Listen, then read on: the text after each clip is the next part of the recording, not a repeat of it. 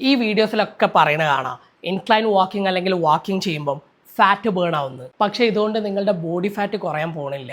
നമ്മളുടെ ബോഡിക്ക് ഫുഡിലൂടെ മെയിനായിട്ട് കിട്ടുന്ന 3 ന്യൂട്രിയൻസ് ആണ്: പ്രോട്ടീന്, കാർബ്സ് ആൻഡ് ഫാറ്റ്. ഇതിൽ പ്രോട്ടീൻ നമ്മളുടെ ബോഡിയിലെ സെൽസിനെല്ലാം ബിൽഡിംഗ് ബ്ലോക്സ് ആയിട്ടാണ് ആക്ട് ചെയ്യുന്നത്. കാർബ്സ് അല്ലെങ്കിൽ കാർബോഹൈഡ്രേറ്റ്സ് ആണ് നമ്മളുടെ ബോഡിക്ക് ഫങ്ഷൻ ചെയ്യാനുള്ള എനർജി കൊടുക്കുന്നത്.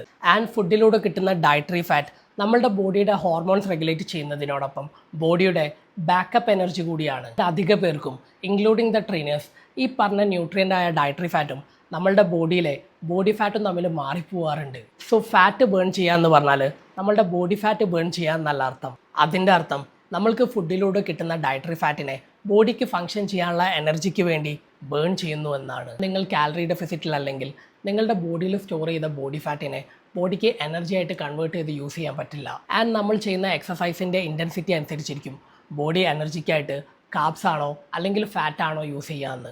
സ്പ്രിൻറ്റിങ്, വെയ്റ്റ് ട്രെയിനിങ് ഒക്കെ പോലത്തെ ഹൈ ഇൻറ്റൻസിറ്റി വർക്കൗട്ടാണ് നിങ്ങൾ ചെയ്യുന്നതെങ്കിൽ ബോഡി കാർബ്സ് ആണ് എനർജിക്കായിട്ട് യൂസ് ചെയ്യുക. ഇനി വാക്കിംഗ് ഒക്കെ പോലത്തെ ലോ ഇൻറ്റൻസിറ്റി ആക്ടിവിറ്റിയാണ് നിങ്ങൾ ചെയ്യുന്നതെങ്കിൽ ബോഡി ഫാറ്റിനെയാണ് എനർജി ആയിട്ട് യൂസ് ചെയ്യുക. ആൻഡ് ഇത് ബോഡി ഫാറ്റ് എന്നാവണമെന്നുണ്ടെങ്കിൽ നിങ്ങൾ കാലറി ഡെഫിസിറ്റിലായിരിക്കണം. അല്ലാടത്തോളം കാലം നിങ്ങളുടെ ബോഡി ഐദർ കാർബ്സ് അല്ലെങ്കിൽ ന്യൂട്രിയൻ്റ് ആയ ഡയറ്ററി ഫാറ്റ് ആയിരിക്കും എനർജിക്കായിട്ട് ബേൺ ചെയ്യുക.